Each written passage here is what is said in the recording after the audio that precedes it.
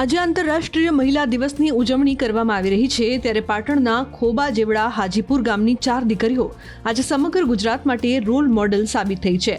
હાજીપુર આમ તો એથ્લેટિક ગામ તરીકેની પોતાની ઓળખ ધરાવે છે, પરંતુ ગામની 4 સગ્ગી બહેનોના સંઘર્ષની અનોખી કહાની જિંદગીથી હારી ચૂકેલા લોકોના જીવનમાં ફરી પ્રેરણાની જ્યોત પ્રગટાવે તેવી છે। પ્લમ્બિંગનું કામકાજ કરીને પેટી ઉરડતા ઈશ્વરભાઈ ચૌહાણે સંતાનોમાં 4 દીકરીઓ। આ 4 દીકરીઓ ભણવામાં ખૂબ જ હોશિયાર હોવાથી માવતરે પેટે પાટા બાંધીને ચારેયને ભણાવી અને આજે આ દીકરીઓ ગુજરાત પોલીસમાં ફરજ બજાવીને માવતરનું નામ ઉજળું કરી રહી છે। મારે 4 છોકરીઓ હતી, 4 છોકરીઓ પહેલી હતી। મારે અભ્યાસ મેં નહીં કરેલો, મારા ઘેરથીને પણ અભ્યાસ નથી કરેલો।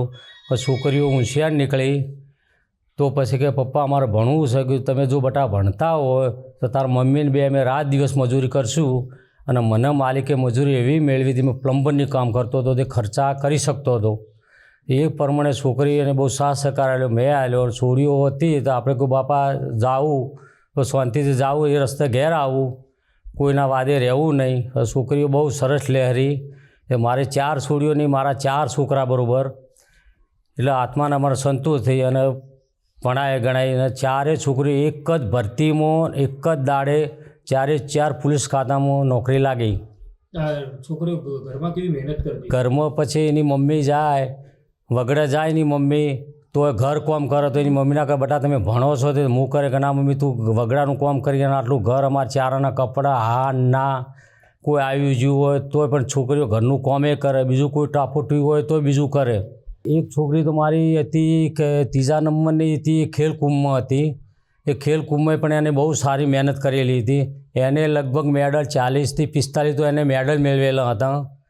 તો આપણે જતા કે ભાઈ અમે મહેનત મજૂરી કરશું પણ બેટા તમે ભણો, અમે ભણ્યા નહીં તો હાલ વધારા માફક છીએ, અમારે કોઈ બોલાવવું હોય કોઈ લખવું હોય તો અમારે બીજાની કોઈની જરૂર પડે, તમે બેટા ભણો, અમે મજૂરી કરીને પણ તમને ભણાવશું। આજે પોલીસ છોકરીઓ એમ થયું એટલે અમારી સાથે એમ ગજી રહી છે, એટલો આનંદ છે અમારે, અમને આનંદ છે પણ અમારા કુટુંબને પણ આનંદ છે।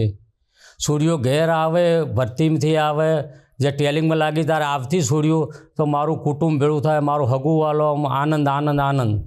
ચારેય દીકરીઓ એક જ ભરતીમાં લાગી અને બહુ એમને મહેનતે કરી બહુ, અને અમે એમના પાછળ મહેનતે બહુ કરી। હું રાત દાડો ઊંઘીને એમના પાછળ મહેનત જ કરી અને 4 વાગે ઉઠીને હું એમને નાસ્તા પાણી કરાવી અને એમને ભણવા જતી। સવારે વહેલું ઉઠીને 4 વાગે ઉઠીને હું રોધી બધું કામ કરીને ખેતરે કામ કરતી હું, પણ એમને ભણાવી અને વધારે મારું મહેનત એમને ફળ નહીં કરી।